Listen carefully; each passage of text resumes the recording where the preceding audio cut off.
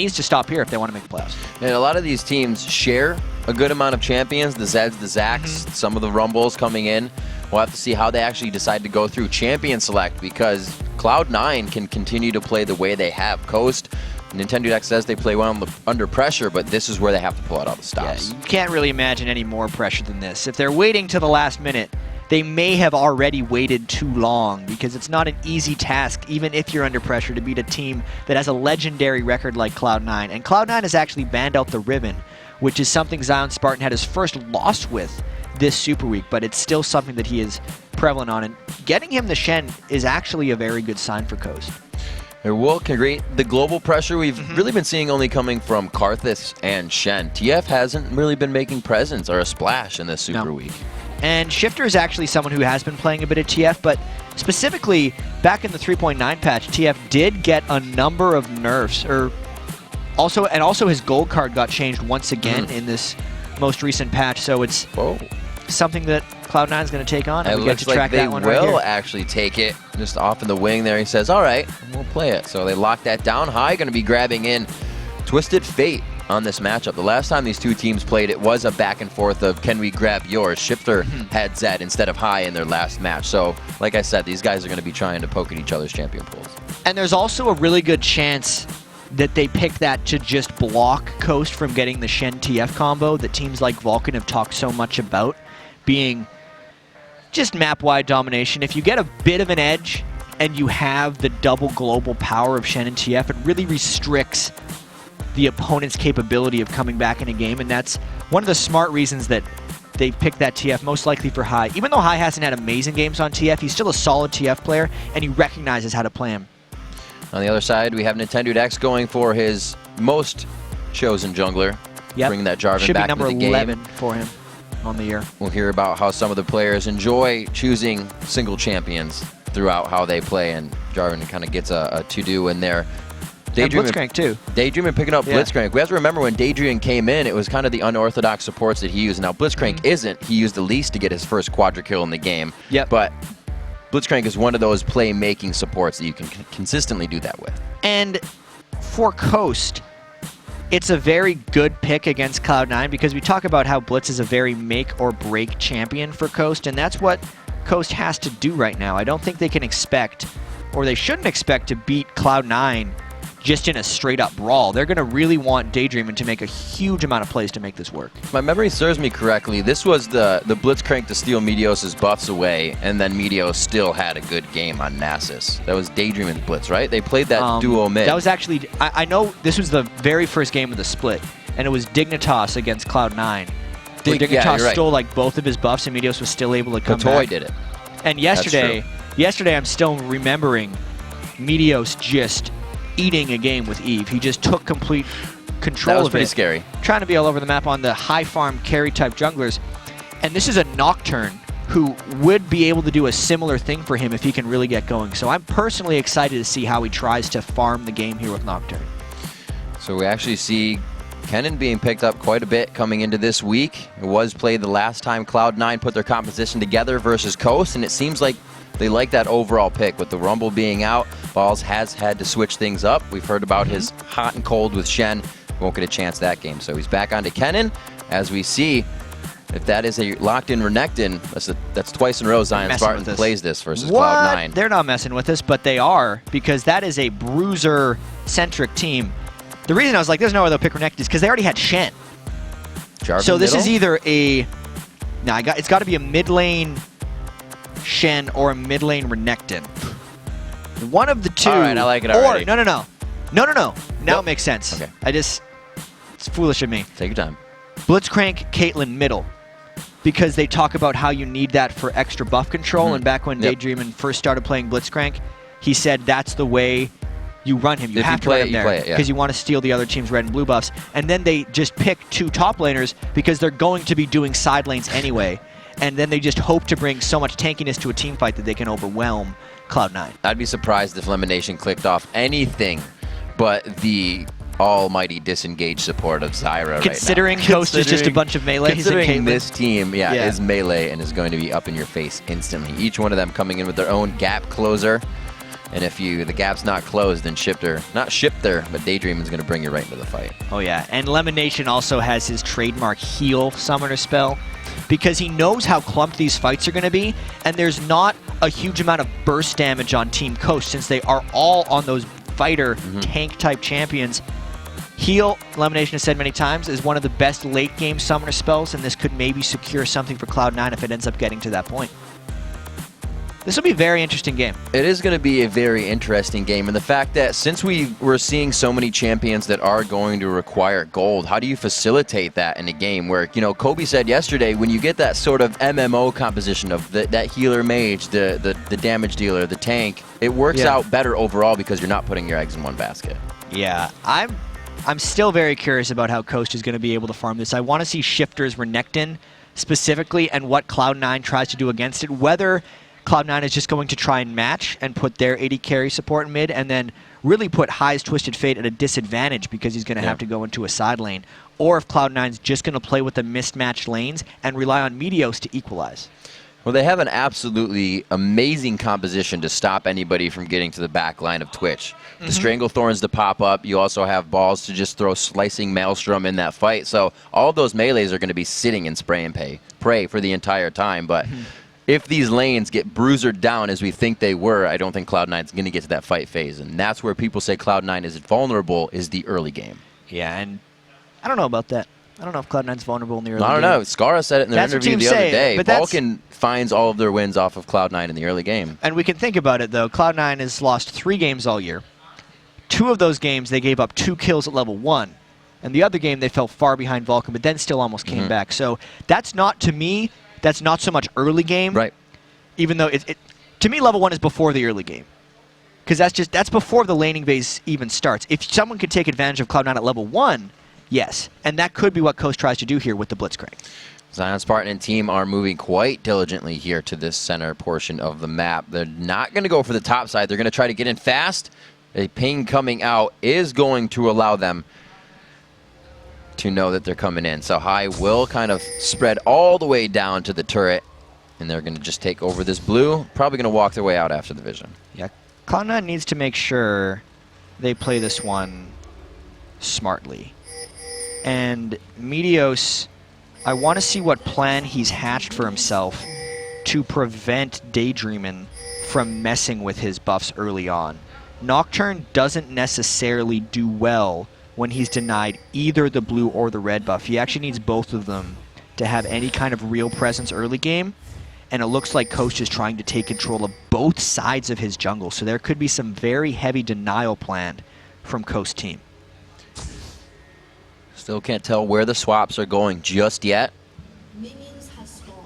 We'll have to see how Cloud9 decides to figure this out as well. It looks like they themselves are going to want to run the standard lanes with the AD support in the bottom lane. I'm sure they expect Blitz and Caitlyn to be mid. That's almost told it's by almost the a given, since they're running 2 melees in the side lanes, and you typically don't put melee tanks in the mid lane at all. And this is Meteos' plan as far as it seems.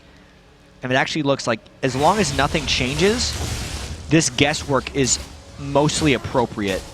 Meteos will take this red and then run straight to his blue before Daydreamin' can deny it. But because of the wards, actually, that are on Meteos' blue buff, there's a good chance that Daydreamin' would be able to roam over and stop that. We need to see how this develops. They have it. Look, it's symmetrical on both sides. 2 to the left, or 2 to the top side, 2 to the bottom side. So they know wherever they want to go, they can start to default to that strategy. Right, but if we actually look at where Daydreamin' and Intended are right now, they're not getting any benefit out of this. They used 4 wards just to trade buffs. Meteos and Cloud9 guessed exactly right. There's no real benefit gained from the early warding, and I gotta say that's a great play by Cloud9 to just stop the Blitzcrank buff denial.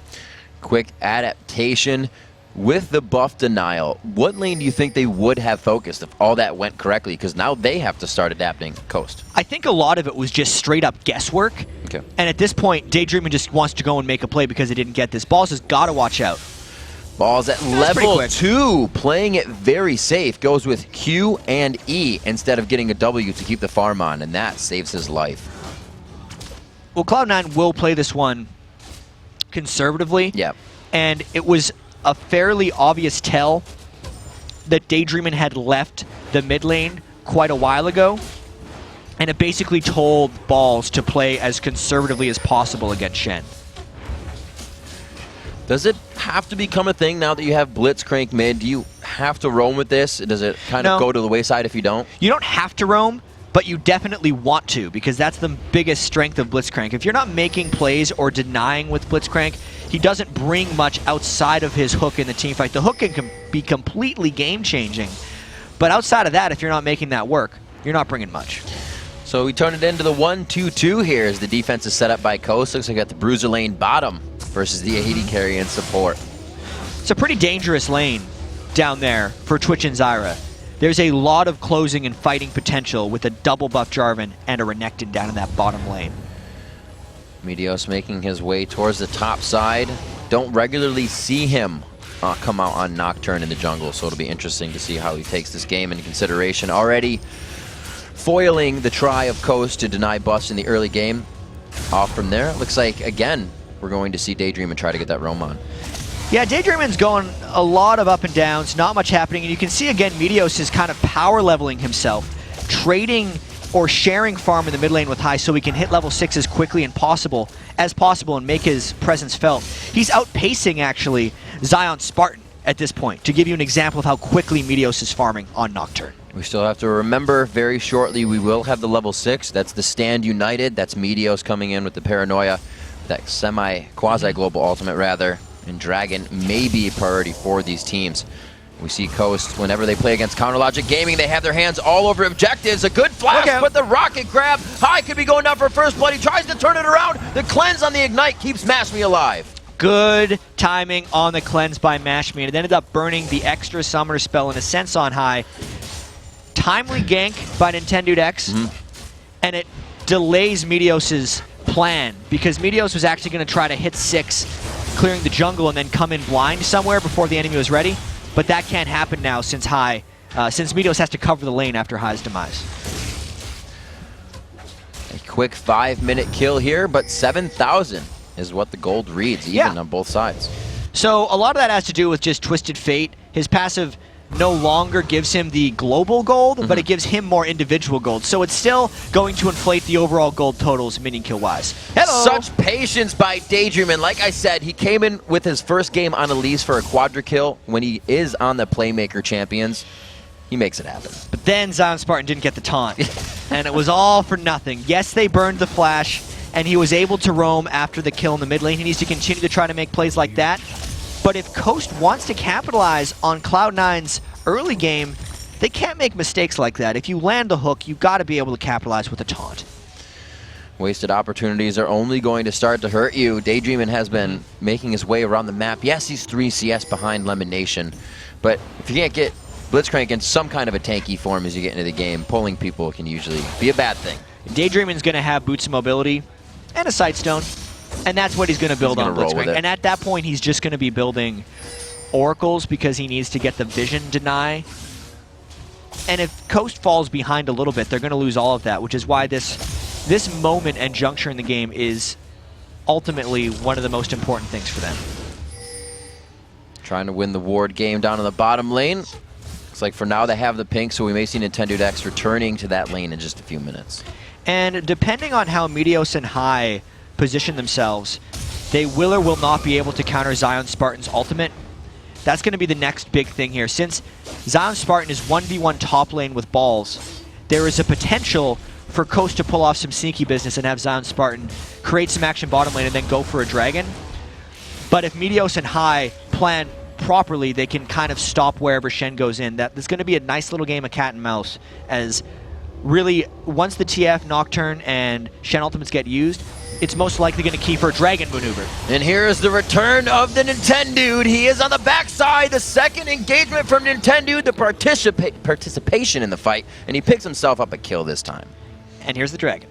So that was very pre-planned by Team Coast, and Meteos and High were not in position to counter that 3-man gank and collapse back in on them. Now it's just a matter of Cloud9 trying to get their lanes pushed up since Coast did 5-man that Dragon and really just get whatever else they can during all of these shenanigans. You know, Jack, I remember you mentioning in one of the past few games that Lemon Nation is one of the supports that doesn't bring pink wards into that first portion of the game, and they were actually playing a little bit more dangerous in the bottom lane there without any wards altogether. And this is something that Cloud9 actually does frequently in that lane. A lot of games for Cloud9, we see Lemon Nation or Sneaky actually dying a little bit if the team is willing to repeatedly gank them. But that all comes as an expected trade-off. The reason Lemon Nation and Sneaky play so far up in their lane, sometimes in unsafe ways, is because if the other team goes for a kill, Cloud9 will go for an objective. And just as we saw there, Coast took a kill and a Dragon, but Cloud9 got the turret. So in a sense, they were just trading objectives despite getting killed and losing the Dragon. And that's proven by the gold, Jet. 12-1 to 12. Yeah. That gold still even on this matchup. Sneaky trying to pressure the lane. Still no wards coming out for Cloud9 right now. As they press up this hard, they know they're surrounded by pinks, but they can't even get a good ward in to get around that. Yeah, but they went up and got the turret. So unless Coast was willing to stay down there again, gank again with Jarvan, and allow Meteos to continue farming, that wasn't going to happen. Essentially, if Coast wanted to defend that bottom turret, they would lose all of their presence in the mid lane, which they're trying to create right now as they're trying to finish off High's turret. All right, so we know these 2 kills, really big here for Coast, but they only continue to count if you hold that pressure and continue to apply it. Cloud9 still looking for the objective of Dragon, which has already been taken nicely by Coast as they were able to grab it, but that will be their next fight. We usually don't see them trying to engage if they are behind until something like that, or a turret dive, or something as such. Cloud9 kind of waits very patiently for their window and then just goes all out. I'm a little surprised Meteos has done so much farming without ganking.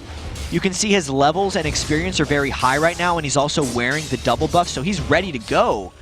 But he's still just powering up. 69 million kills, now almost 70, keeping pace with the carries on his team on Nocturne. Meteos is going to want to make his presence felt fairly quickly here because Nocturne, even though he is capable of getting a huge amount of farm, doesn't have the greatest late game scaling with that farm. So he's got to make something happen in the mid game. Looks like Coast wants to back. No aggression for now, as you see.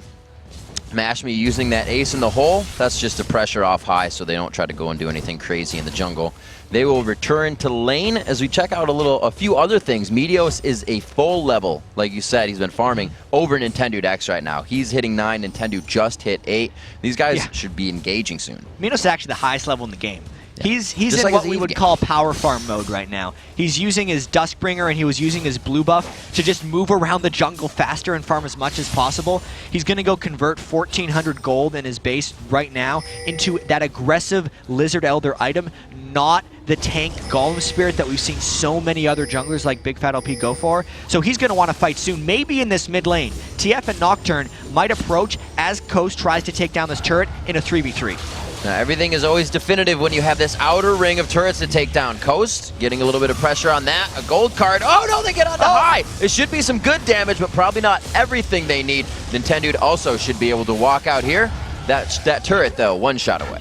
Oh, and Sneaky gives a little love tap to Shifter's Renekton in a 1v1. That mid lane fight may have happened if I did not get hooked in, but that's just not a way Cloud9 wanted to start the fight. They're still looking to make something happen because they know that they're kind of winning the other 2 side lane 1v1s, so they want to at least stall out in the mid lane. Losing the turret is actually not a great outcome for Cloud9. And still evens up the gold once again. It's just creeping in favor of Cloud9, and then they just got some investment plan going on. Yeah, definitely appears like Cloud9 is slow playing this one a little bit, which is somewhat unlike them, but I do feel like they're just waiting to pounce.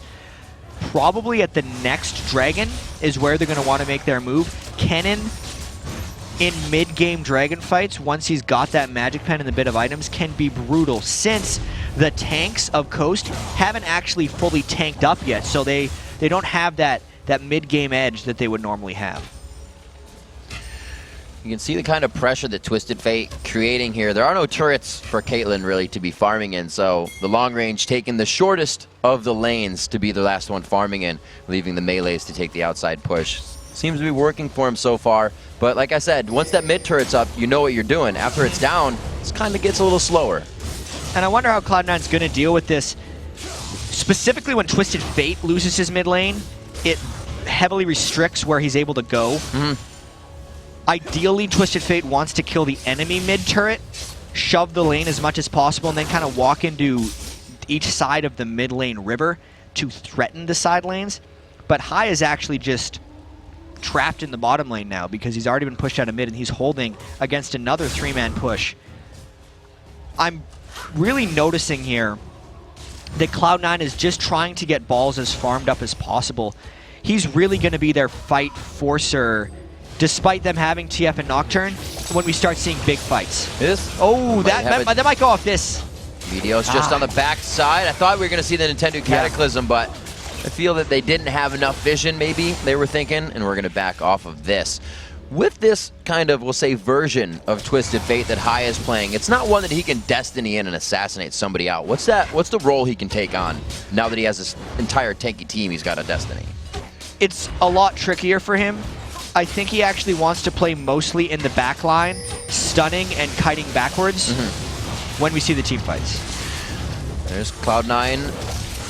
Pretty much home away from home for them, right in front of an objective here. Daydreaming on the backside, grabs through, gets it through the upright. Here's the fight. The Dragon goes to Meteos. They go into the fight. Shifter's getting some big damage onto him, and Sneaky is on the outside. The spray and pray is just lacing Nintendo right now. Mash Me, and this is where the ultimate comes in, the end of the fight when they want to control and continue the engagement. Oh, is he going for this? No, he's going mid. I was like, is he going to go in with no gold card and get him there?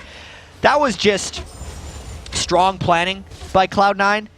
They knew they gave up the first dragon, and they essentially traded it for turrets, but then balls roamed down to the bottom, and as we said, he was going to be their instigator for when they really want to fight, and since Coast hadn't hit their big items yet that they want on the tanks, Cloud9 actually won that fight by a good margin, even though they only looked like they got out with 1 kill for none. No one on Cloud9 was really in big fear of dying, and they picked up the dragon as well. Bit of a sway in the gold lead there, 22.5 now in favor of Cloud9. We see Zion Spartan in the top lane, and you know, particularly in most games, you hear a lot about Zion Spartan, but if you think about it, you don't see a lot of him until the end of the game. He's up there split pushing, he's really not participating. He is in a way, obviously. You're always moving off the ball, it still works. But pushing those top lanes and then coming into the fight, so we'll have to see if he can still do that, since him and Balls have been on an island this entire time. I'm waiting for Meteos to get more involved. He's still heavily farming. He's still taking double buffs, and he's got a lot of power right now. He's able to duel most people on the map here. It's just a matter of him waiting for that moment. This could be a big fight though, bottom. Wow, Shifter taking a lot of damage. There's the first slow. The slice and dice is not going to hit through anything. Ooh, he forced the flash, but he gets flashed after. He's a couple more autos. Trying to get a few more autos. Yes, he was trying to get those final stacks on, but it's not going to be there. A bit of a distraction allows a turret in the top lane. The possible for the kill. They get it down, and the true damage will not be enough. Yeah, that was a bit of an overstaying of their welcome by Cloud9. Maybe the team itself got distracted by Sneaky's quest down bottom to kill Shifter and just got hooked in around the turret and died. Trying to do what they can to keep these outer ring of turrets up. A valiant attempt as it goes down. They also lose Lemonation, so no pressure actually coming off of that, which Coast kind of got everything done in one fell swoop, so they can go back and buy. Cloud9 saves a bit of face for the second tier turrets, but still Sneaky on the split push. Usually we don't see the split or the Twitch split pushing as much. No, we don't. This is a very strange game for Cloud9. First off, this is the first game we've seen no true mid laner out of Coast, so it automatically puts them in a different mindset for how they want to play. Since there's no... I've been trying to talk a lot more about like back lines and mid lines and front lines lately, and how Cloud9 is very good at maneuvering around the battle like that. This Coast team is basically all front line and then a Caitlyn, which changes the Cloud9 mindset greatly. Oh, that'll change your mindset greatly as well. Nightmares in your head, the transfer of the buff. Good guy Meteos just takes it. Nintendo having a little bit of a tussle here, not liking plants whatsoever, however. Balls, Zion Spartan in the top lane, that Sunfire Cape gives him a bit of an edge. Balls doesn't like it. That was Meteos starting to get involved. Yeah. Level 12. You saw the Twitch plus Meteos burst that came down, and that was with Hai not even participating. that's going to be their answer to stopping Coast split pusher farm very shortly. And it looks like High, you know, telling us how he's going to play the game. The Zanya's on the first build, so he will be throwing himself into the fight sometimes if he feels necessary, trying to engage. And we see Tiamats on both sides of the inventory. Yes. So this is Meteos' full aggressive Nocturne. I really wish I remember the name of the player right now in solo queue, but there is a Nocturne player in very high elo who builds Lizard Elder and then Ravenous Hydra on Nocturne and just tries to fight people for the entire game, like Glass Cannon Nocturne. Meteos may have taken some inspiration from that, and he's just going for it. It's a pretty effective build for melees. I honestly feel like Ravenous Hydra is a better AD item for melees than Bloodthirster because you don't have to stack it and you get that nice active spell. Ooh, that was a close one. Almost put it around that first melee minion, but it's not going to be the case. There are a lot of people that are about to party in the bottom lane, though. Yeah, this could be a big party. It's going to be all about whether Shifter can make it down in time. Other than Cloud9 playing this one defensive, because they know that Zion Spartan can always join a party since his ultimate's up, and there's no way Cloud9's going to opt in to a 4v5. After walking through a Vision Ward. No, not going to do it. To get back to the team fight play, though, I do believe potentially High and Meteos might just want to dive straight onto Don't Mash Me since he doesn't have stuff there. He's just an AD carry by himself, kind of awkwardly on a team with a bunch of tanks. But the rest of the team, and maybe why Sneaky's getting more farm, is because he needs to sit in the back line all alone and try to take people out. Ooh, they walked out on that one. We get a teleport in for a bit of safety. We got a few ults burned on that one. Sneaky's down, Destiny down, as well as Elimination, and everything is up for Coast. So I'd say that was a pretty good play there. It's going to be very convenient for Cloud9 in team fights if they can just layer the Zyra ultimate with the Kennen ultimate to keep Sneaky alive and spray and praying. The teamfight phase looks actually very good for Cloud9. Oh, Daydream again hit up very, very early on that one. He definitely got hit with a grasping root to start it off. Lemonation wait for the cooldowns, putting himself towards the front though. They're trying to get good peel down here for High, as well as Sneaky comes into the fight. Shifter tries to get the focus down onto him, but there is just too much focus. Lemonation staying alive with some photosynthesis. Speaking of good team fighting for Cloud9, they wrecked them there, and the damage from Meteos coming out with, by the way, thanks very much to Twitter and our producers for telling us Ninja Ken is the Nocturne player who runs the Ravenous Hydra. Big time damage Nocturne right there. Coming out huge. Nocturne just with the AoE damage. We'll see how much it hurts and how the top lane actually went down as Daydream died on the bottom. Yeah, it didn't even look like much. Like, how did Balls actually... He got this turned around on him because he interrupted him while he was low, and Zion Spartan just killed him. So overall, it allowed Cloud9 to win the 4v4, but he sacrificed himself. He's a team player. Oh, twice. No, he's not going to go for it twice. He knows Elimination is just on the tail of High there. Double buffs as well approaching him, so it will be a tough escape. 21-20 into the game, 5-4. The gold lead slowly increasing. It went from 2 to 4K now of a deficit for Coast. And 3-2 in turrets means those outer ring of turrets has been pressured down, and Cloud9 is going to be looking to engage these fights and get a little bit more. They may just be trying to create a bunch of containment in Coast jungle right here, I think is the right word for it, because Meteos' ultimate's almost up. High will be able to teleport in, and they've shown that they can kind of dominate in some team fights here. Since Meteos has the benefit of just killing a squishy, as long as he can actually dive through the front line of Coast. It's allowing him to build Glass Cannon Nocturne without getting punished, since there's not actually a bunch of people that will kill him as long as he's smart with the way he goes in. This is another fun carry jungler game for Meteos. And if we kind of, we're 22 minutes in, but we can start to look at what happens, because these teams are obviously going to start playing for a turtle. If the second tier turret goes down, if they get the beef that they want onto Coast, will they just start to be able to walk over Cloud9? Maybe, but probably not, only because of how well Cloud9 finished their pick phase. When Lemon Nation picked Zyra, on top of already having Kennen, plus just having Twitch to AoE down, it's so difficult for their 3 tanks to dive in, Shen, Jarvan, and Renekton, and not just get caught up in all of Zyra's roots and obliterated by Twitch's spray and pray. Oh, obliterated just like this, possibly, but it's going to be a 2v1 as he calls for some help. Shifter gets himself away, a few ultimates used for a few ultimates. Trying to be sneaky running into that push with Shifter, and it worked out because it burned everything for just the Nocturne out. Now they're able to create some turret pressure. Again, you see Mashmi, his style of Caitlyn play is pretty much use that ultimate when it's up, get the pressure damage out, knowing that Elimination's going to be towards the front side of that fight. The more the damage on him, the less he can disengage quickly. Zion Spartan balls again on this island in the top lane. These guys are on vacation right now. Yeah, and that vacation is going in the favor of Zion Spartan. That's probably the only positive thing the Coast has going for them this game, is how Zion Spartan is winning that split push battle with balls. It's now a matter of the rest of Coast not losing these 4v4 scenarios that actually, if we remember, happened right here when they got obliterated in the team fight. No Nocturne ult up this time, but if Elimination lands something, I wouldn't be surprised to see Cloud9 just go in head first. Daydreaming, pulling the balk out. It definitely gets high to walk around the corner, so they see their 4 strong in the bottom lane. Zion Spartan expecting a rendezvous with Kennen in the top lane in just a few seconds, as the bottom lane now being taken out. Coast is going to focus on the turret, but Nintendo tries to focus on getting a kill here. Decides to go back in the end. You got a little scared. You did get scared. They got the turret. They had total no problem, position. Nintendo. Nothing was there. Don't worry about it. There's no nightmares coming. You got another about 30 seconds on those. It's weird seeing Cloud9 react to things so quickly. Usually they're the one at least pushing a turret when they're losing a turret. They're having to defend a lot of things right now. But who knows? That could change in the next few seconds. That's Cloud9's play.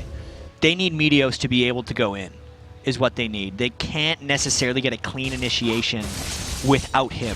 And I think that's why they had to concede that turret. That's tough. I'm just thinking, I'm like, all right, Meteos, I am going to Nocturne ult in to a Renekton, a Jarvan, a Shen. Like, yeah, he's going to go to the Caitlyn, and he's then going to force everyone else to go back. And if they clump like that, it would allow Sneaky and Elimination to land all of their AoEs on top of them. It's all about forcing Coast into a ball so that the AoE can happen.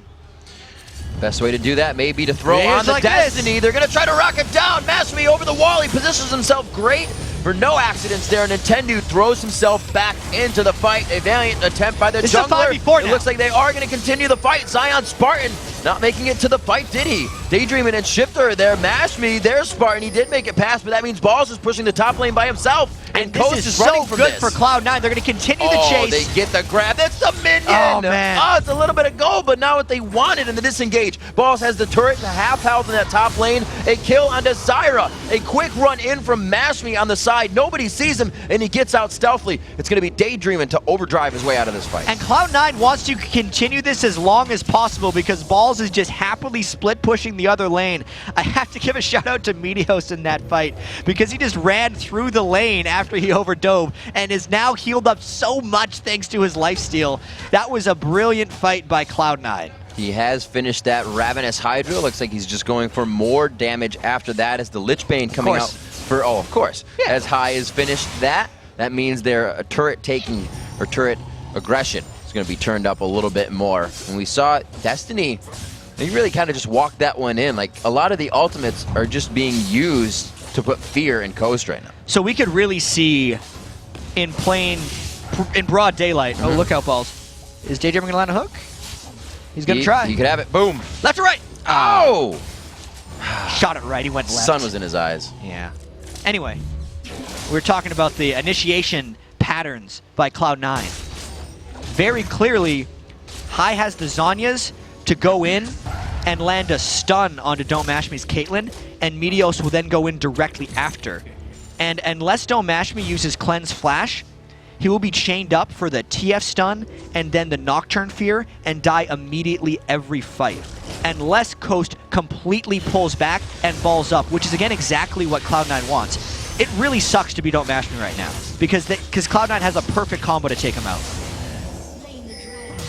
He was forced to run Cleanse this game, so really everything, it would be Barrier if he was not, but that defensive, going into Nintendo. This is the second time they've really gone on him after not getting a first target. We saw Mashmi flash in the last fight, but they said, we could take Nintendo down, let's just do it. Yeah, Mashmi wasn't there, so they just took anyone. But they you can build as many take on him as you want, but with all the damage that Cloud9 is building and all the catch potential, they're still going to die, which is, Coach really needed to get a lead with this game or maybe turn it around here. This is their real only opportunity, and this is a very dangerous Baron by Cloud9. They're looking for a fight. Stand United coming in from the bottom lane. Shifter gets a little bit of help there. Can he continue to call the meek and slice and dice around? He goes down, turned into a briefcase, and Mashmi try. Oh, I was like, well, I get a little close there. You have long range. You don't have to attack. A headshot into the next one. A double kill coming up for Mashmi. He makes it look good. The team is going to chase a very low combined health for both teams coming into this next fight they engage. Yeah, that was so beneficial for Coast right there, and the reason Don't Mash Me could pick up a double kill is because the Cloud9 kill Don't Mash Me combo we talked about was used on Nintendo because they saw the freedom there, but then since they forced the Baron fight right here, you can see they have no way of getting onto Don't Mash Me in this fight, and it's actually Cloud9 who ends up grouping up, and it allows Don't Mash Me to safely fire in his shots and just take Cloud9 out one by one. There's also a nice taunt flash by Zion Spartan here to catch on to balls. If you flash right at the end of your taunt animation, you can extend it and get the taunt, and that's something Zion Spartan executed there to pick up the kill on balls. Actually, quite hard to do. Not for beginners. Yeah. Not something you should try the first time in a ranked game. 9-7, 30 minutes into this one, a 7,000 gold lead. The Coast needs to close quickly. Cloud9 does not let up once they start climbing those stairs, and right now they are sprinting to the top of this game. Looking for another win. A loss for Coast here. That puts them out of the playoffs. Puts them out of the playoffs and solidifies quite a few things in the standings. It is a huge moment right now for Coast. Whereas Cloud9, they obviously want to win, but just the differences in how much these teams really need to want this is so far off. Definitely see the lack of an area of effect damage ability on Coast, having a bit of a hurt here. You have Kennen to come in, and we even saw that when Maple Street played Kennen yesterday on AD, for the first portion of, the first level 6 ultimate, it is still effective until it goes to late game and just becomes a stun. Having that, everything that they need without any area of effect on Coast is definitely hurting the game right now. Yeah, about 338 ability power here on balls. Only going to get more. I think he's actually going to be going for a death cap with that next needlessly large rod item. Despite being 0-2-3, he has an amazing presence in team fights. And honestly, I just want to watch Meteos in these team fights and see how quickly he can kill people. Here we go. Look out, Don't Mash Me. Oh, right to the back line. He's forced to flash. The card hit him anyway. From the backside in downtown, they finally get the kill they were looking for. A double kill coming in for High there. They're looking for more. And there's a split push option coming in from Zion Spartan right here, but they're going to lose this race by a long shot. There is not much here to defend the base when you look at Shifter and Nintendo X. Not to mention, they've only sent balls back, and I don't think this is actually going to repel Cloud9's push. Cloud9's still going to be able to get some of these inhibitor turrets. This is going to be pretty big. Now that Balls has gotten big with that Zanya, is almost a Rabadon's finished. He has the Haunting Guys. Like you said, he's going to be able to stop that lane, and we can see pressure or damage rather. Consistent damage onto that turret. High destroys the turret in the top lane, which means an inhibitor is open. I feel so bad for Caitlyn right now. Yeah. He eat away. He's farming. Cleanse, flashed, almost right as a CC hit, but so much damage was packed in when Meteos and Hyde teleported on top of him. They didn't even ignite him. No. And now he doesn't have his cleanse or flash, but the Nocturne and TF ultimates are almost up again. Unless Coast gets this Baron like right now, I don't see how they're winning team fights. It's hard for Mashmi when you're against multiple front-end bursts of damage that can be followed up by more bursts of damage. And it's also because, like, if Coast had an Orianna or something, or a typical mid lane caster, even an Ahri, they could shut down some of that. Because if you're diving straight on, like, just watch how fast he dies here. The damage hit him all immediate, and I think the card gets him. Yeah, he's not. No! Okay. Right at the last second. Sharp cards. Yeah. He is a card master. Yeah. Double Lift would be proud. 32 and a half minutes. We're over actually the Cloud9 average went up a little bit, so we're probably still approaching that. 53,000 gold to 44,000 here. 7-4 in turrets. Cloud9 faltered a little bit in the beginning, allowing Coast to get a few kills, but they have found their bearings now and are cleanly pushing down every single lane. Now looking at only inhibitor turrets. Coast coming in with a huge AD composition to start this match off. The AP coming from Daydreaming on Blitzcrank, and it so far hasn't worked out as well as they hoped. Yeah, as soon as, I mean, if Don't Match Me thinks about coming up, you can see where he's standing right now. Like, he wants to be able to run back into his Nexus turrets. Even that small amount of poke that just landed on him from a TF card could just mean death for him. This is hyper dangerous. Ooh. Coast really wants to land a hook, so Cloud9 doesn't have control over this initiation. High just flashed. They're trying to go in. Nintendo X is separated from the Strangle Thorns. Balls throws down. The Zanya's double kill coming in. A the third rather, and the fourth kill coming in. And we're going to see the ace finalized in the matchup.